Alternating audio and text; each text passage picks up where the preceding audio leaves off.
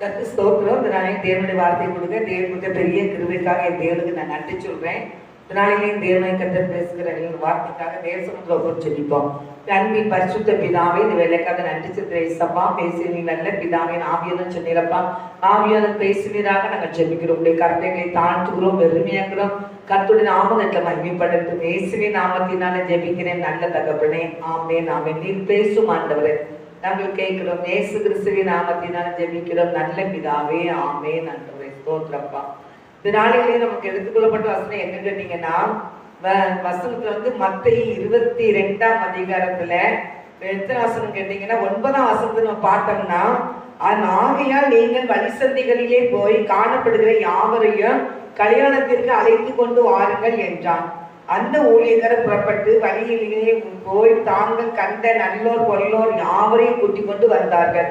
கல்யாண சாலை விருந்தாளிகளால் நிறைந்திருந்தது.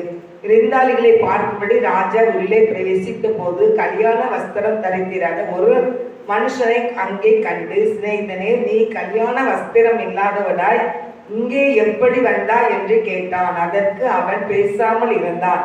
அப்பொழுது ராஜா பணிவிடைக்காரரை நோக்கி, இவனை கையும் காலுமாக கட்டி கொண்டு போய் அழுகையும் பற்கடிப்பும் உண்டாயிருக்கிற புறம்பான இருளிலே கொண்டு போடுங்கள் என்று ராஜா சொன்னார். இது அன்பு கட்டுடைய பிள்ளைகளாகிய இந்த நாட்கள்ல வழிசந்திகள் இருக்கிற பிள்ளைகளை போய் கூப்பிட்டு கல்யாணத்துக்கு அழைத்து கொண்டு வாருங்கள் என்று வேதவசனம் கூறுகிறேன். அன்பு கட்டுரை பிள்ளைகளின் நாட்கள்ல தேவனுடைய வருகை சீக்கிரம் இருக்கிறபடினால் தேவனுடைய மனவாளன் ஆண்டவர் இயேசு கிறிஸ்து சீக்கிரம் வரப்போகிறாரு. அதனால எல்லா மக்களையும் அவர் என்ன செய்யறார், தேடி வருகிறார். வழிசந்தியில் இருக்கிற ஒவ்வொரு பிள்ளைகளையும் அவர் என்ன செய்யறார், தேடி வந்து கல்யாண வீட்டுக்கு தேவனை அழைக்கிறார். வாங்க எல்லாரும் வாங்க அப்படின்னு சொல்லி அங்க பந்தி பரிமாறினாங்க. சாப்பாடு நடக்குது.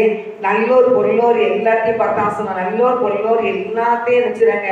கல்யாண சாலைக்கு விருந்தாளிகளா நினைச்சுனாங்க வந்தாங்க. ஆனா எல்லாரும் நினைச்சுட்டாங்க, எல்லாரும் எல்லாரும் சாப்பிட்டாங்க. பாக்குறோம் கல்யாண விருந்துக்கு எல்லாரும் அழைக்கப்பட்டிருந்தாங்க, வந்திருந்தாங்க. ஆனா என்ன செஞ்சிருந்தாங்க, கல்யாண வஸ்திரம் இல்லாத ஒரு மனுஷன் அங்க என்ன செஞ்சிருந்தாங்க இருந்தான்னு சொல்லி வேதத்துல பாக்குறோம்.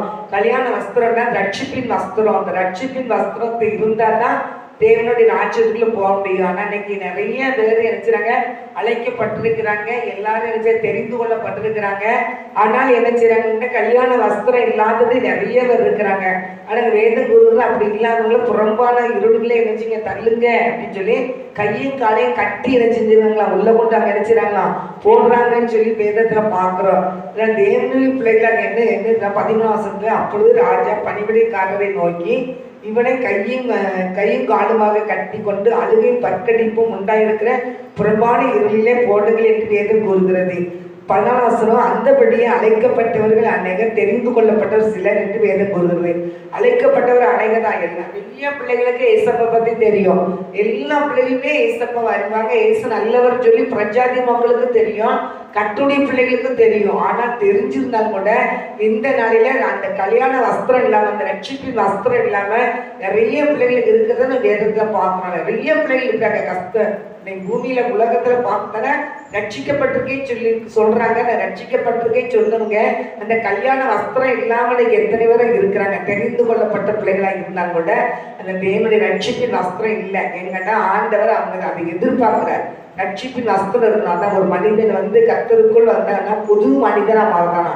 பழையவைகள் எல்லாம் ஒழிந்து போயினன்னு வேதத்துல பார்க்கலாம். அப்போ நம்மகிட்ட இருக்கிற காரியத்துல என்னன்னு கேட்டீங்கன்னா, தேவனுடைய பிள்ளைகளாக அவரை ஏற்றுக்கொள்ளும் போது அவன் புதிய மனிதனை கர்த்தர் மாற்றுகிறார். பழையெல்லாம் ஒழிந்து போனேன்னு சொல்லி வசனம் இருக்குது. ஆனா கர்த்தருடைய பிள்ளைகளை ஆண்டவரை ஏற்றுக்கொள்கிறோம், ஏசப்பா பிள்ளைகளா இருக்கிறோம், ரட்சிக்கப்பட்டிருக்கேன்னு சொல்றாங்க.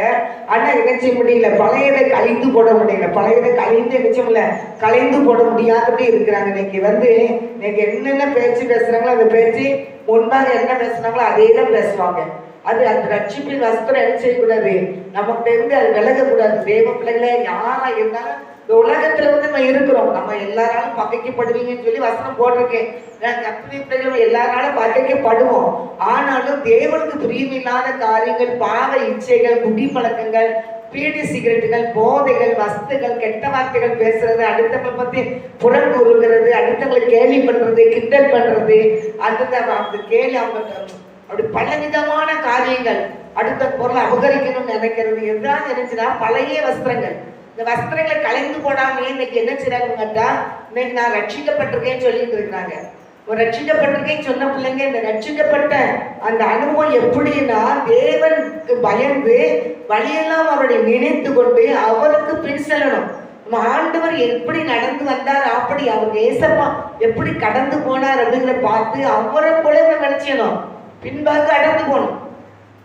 அப்போதான் நம்ம தேவ பிள்ளைகள். நீங்க பாத்தீங்கன்னா பரதேவ குருடன் கூட நீங்க பைபிள்ல போட்டிருக்கும் போது ஆண்டவர் வந்து நின்று கொண்டு நீ திடன்கொள், அவனை நீ திடன்கொள் உன்னை அழைக்கிறான்னு சொல்லும் போது அந்த வசனம் போடும் பாருங்க.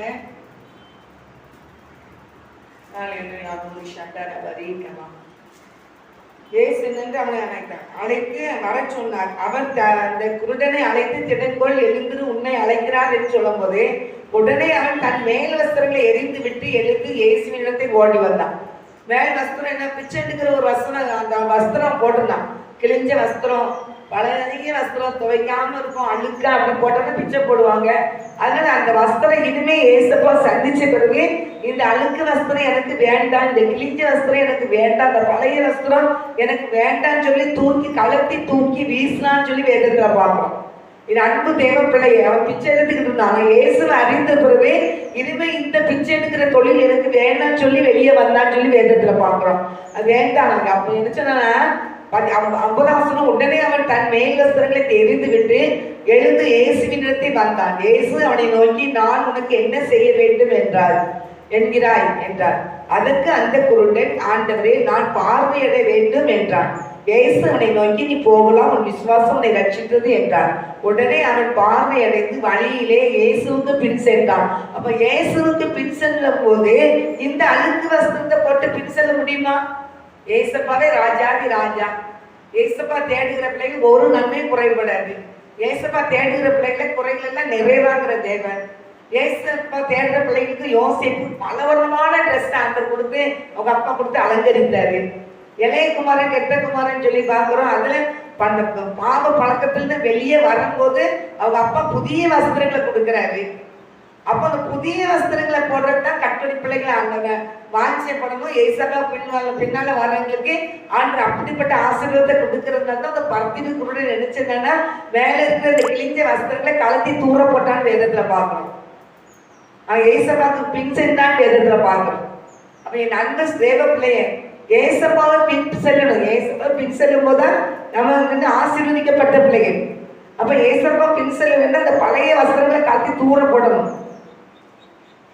நிறைய பழைய வஸ்திரங்கள் நிறைய இருக்குது. அதை நம்ம கலத்தி அடிச்சுட்டு போட்டணும். ஏசப்பா பின் செல்லும்போது புதிய சிருஷ்டியா இருந்தா வேதம் கூறுகிறது.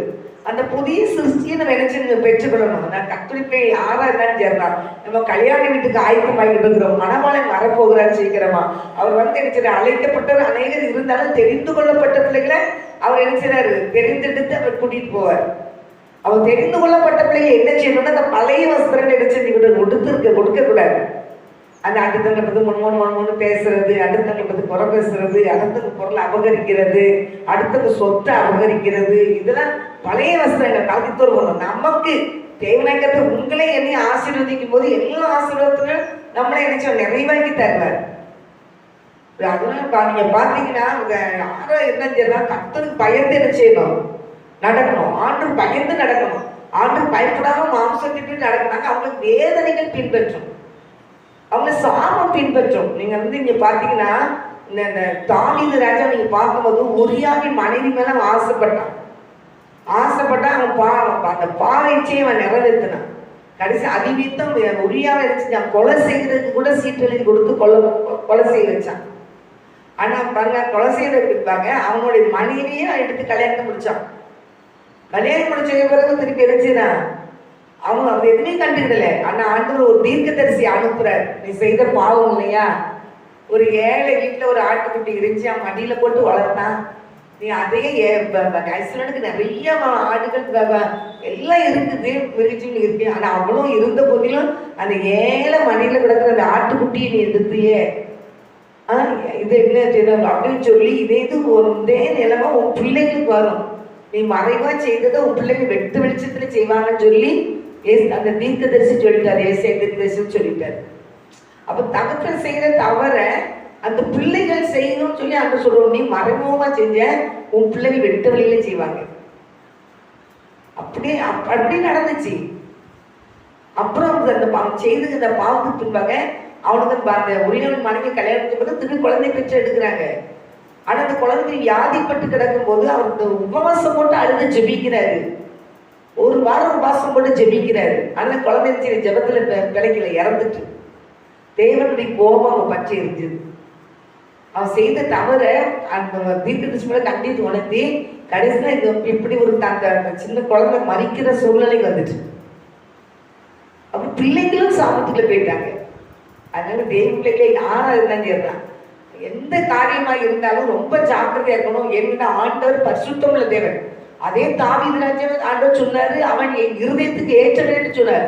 ஏன்னா அதோட அவர் முடிச்சுக்கிட்டாரு. என்கிட்ட இதுக்கு மேல நம்ம துணிகிற ஒன்றோம்னா குடும்பமே ஒண்ணுதான் போயிருந்து அவருக்கு தெரிஞ்சிட்டு அந்த துணிகிறத வெளியே வந்துதான் 51ஆம் சங்கீதத்தை அவர் எழுதுகிறார்.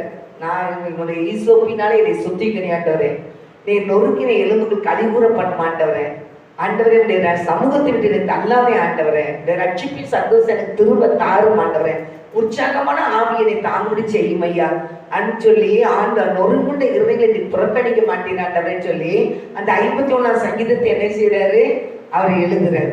ஹல்லேலூயா. நான் கர்த்தருடைய பிள்ளைகளை அந்த சங்கீதம் 51 தாவீது ராஜா எழுதுறது.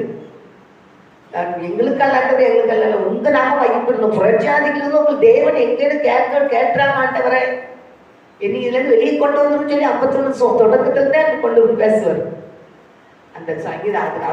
அதுக்கப்புறம் மனம் திரும்பின பிறகு தேவனை கத்து அடிச்சிடறாரு, அவரை வழி நடத்துகிறாரு. அவர் ஆண்டவரையே நோக்கி பார்த்து போறாரு.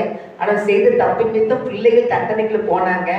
அதுக்கு நிறைய ஆண்டவரை நோக்கி நினைச்சுனார் தாவீது ராஜா போனாரு. ஆனா தேவன் என்ன சொன்னாலும் அதை கேட்டு கேட்டு கேட்டு கேட்டு அவர் போறாரு. அவர் அழுகையின் பள்ளத்தாக்களான கடந்து சென்றேன்பார், வெள்ளத்தின் மேல் வெள்ளம் அடைந்தேன்பார் ஆண்டவர். 84ஆம் சங்கீதத்துல உங்களுடைய ஆலயத்தின் வாசப்படியில காத்திருப்பதே நலம் என்று சொன்னார். அதையும் நான் வாஞ்சிக்கிறேன்னு சொன்னார். உங்களுடைய ஆலயத்துக்கு மகிழ்ச்சியோ உங்க ஆலயத்துக்கு போடும் நினைக்கும் போதே எனக்கு மனம் மகிழ்ச்சியா இருந்துச்சு சொல்றாரு. தப்பு பண்ணிட்டேன், ஆனாலும் எது செய்யல ஆண்டவரே, எல்லாத்தையும் சரி பண்ணிருங்கப்பான்னு சொல்லி அப்புறம் ஆண்டவர் என்ன செஞ்சாரு, நோக்கி பார்த்து ஆண்டவருக்கு பின்னால பயபக்தியோடு கடந்து செஞ்சார். இது அன்பு கர்த்தருடைய பிள்ளைகளே, ஆறாம் தந்திடுறான். தேவன் நமக்காக ஆயத்தம் பண்ணப்பட்ட தேவ ராஜ்யம், பரலோக ராஜ்யம். மணவாளன் சீக்கிரம் வரப்போறார் ஆண்டவர். அழைக்கப்பட்டவர் அநேகராக இருந்தாலும் தெரிந்து கொள்ளப்பட்டவர் சிலர் தான் சொல்லியிருக்கிறார். அந்த தெரிந்து கொள்ளப்பட்டவர் கூட அழுக்கு வஸ்திரம் உடுத்ததுனால ஆண்டவர் கேட்கிறாரு, வந்து இந்த கல்யாண வீட்டுக்கு கேட்கிறாரு, ஒரு அழுக்கு வஸ்திரம் போட்டுக்கே கல்யாண வஸ்திரத்தை எங்கன்னு கேட்கிறாரு. அப்ப அவன் செய்யறான், கல்யாணம் அமைதியா இருக்கான், அப்படி பொறுமையா அமைதியா இருக்கான்.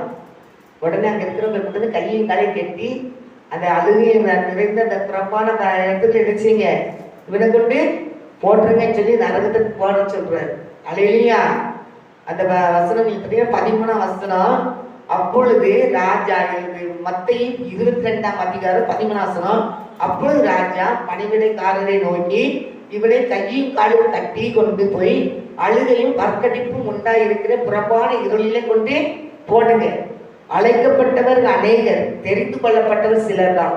அந்த தெரிந்து கொள்ளப்பட்டவர் சிலரா இருக்கிறதுனால நம்மளை நினைச்சு நம்ம வந்து மாம்சத்துக்கு இடம் கொடுத்து அந்த பழைய வஸ்திரங்களை கலத்தி போடாம அந்த பழைய எண்ணங்கள், பழைய சிந்தனைகள், பழைய பாவ தோஷங்கள் அதுகளை பின்பற்றி போனா அந்த கையும் காலையும் கட்டி அந்த பிரமாண இருக்குள்ள தள்ளி போடுவாங்கன்னா வசனம் போடுறது.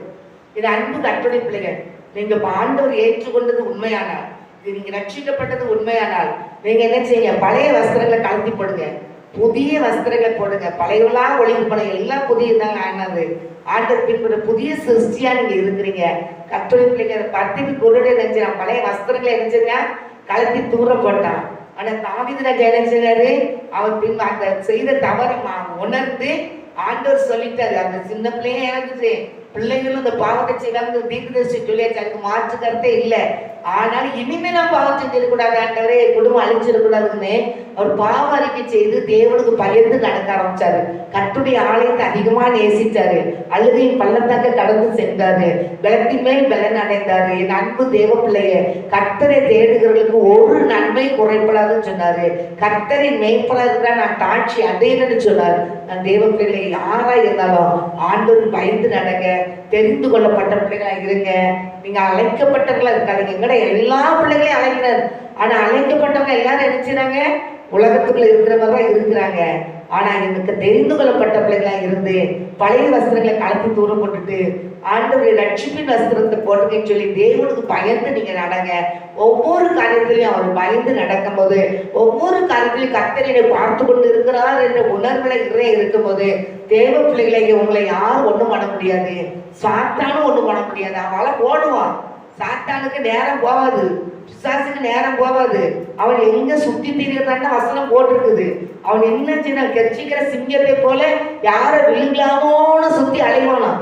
அவனுக்கு அவன் அங்க வேலை கிடையாது. கர்த்தருக்கு நீங்க பயந்து நடந்தீங்கன்னா ஆண்டவர் நமக்காக யுத்தம் பண்ணி அந்த சாத்தான் தலையை உடைப்பாரு. அல்லேலூயா, அல்லேலூயா. கர்த்தருக்குள்ளே யாரா இருந்தாலும் தேவனுக்கு பயந்து நடங்க. கர்த்தரை முன்வைத்து நடங்க. தேவனாய் கர்த்தர் உங்களுக்கு காவலா இருப்பார். இஸ்ரவேலை காக்கிற தேவன் உறங்குவதும் இல்லை தூங்குவதும் இல்லை சொல்லியிருக்காரு. இஸ்ரவேலை காக்கிற தேவன் நம்மளை காலை தள்ளாட விட்டார். காக்கிற உறங்க மாட்டான்னு சொல்லியிருக்காரு. எல்லா தீங்குக்கும் விலைக்கு காப்பேன்னு இருக்கிறாரு. உன் போக்குவரத்து எல்லாத்தையும் பாதுகாப்பேன்னு இருக்கிறாரு. அந்த வசனம் நம்ம நீங்க சொல்லுங்க, ஆண்டவர் என் போக்குவரத்தை பாதுகாத்துக்கொள்ளுங்கண்ணா சொல்லு. ஆண்டவர் பாதுகாத்துக்கணும்னு சொன்னீங்கன்னா கர்த்தர் எங்க போனாலும் உங்க மேல பாதுகாப்பு இருக்கும். எல்லா இடத்துக்கும் போயிட்டு நீங்க வெற்றியோடு வீட்டுக்குள்ள வருவீங்க. அந்த கிருபையும் பாக்கியத்தையும் கர்த்தர் தந்து உங்களை ஆசீர்வதிப்பாராக. தெரிந்து கொள்ளப்பட்ட பிள்ளைகளாக, பாவத்திலிருந்து விடுதலையாக்கப்பட்ட பிள்ளைகளாக, தேவனுடைய கல்யாண வீட்டுக்குள் பரலோக ராஜ்யத்தில் பிரவேசிக்கிற பிள்ளைகளாக ஆண்டவர் பயந்து நடங்க.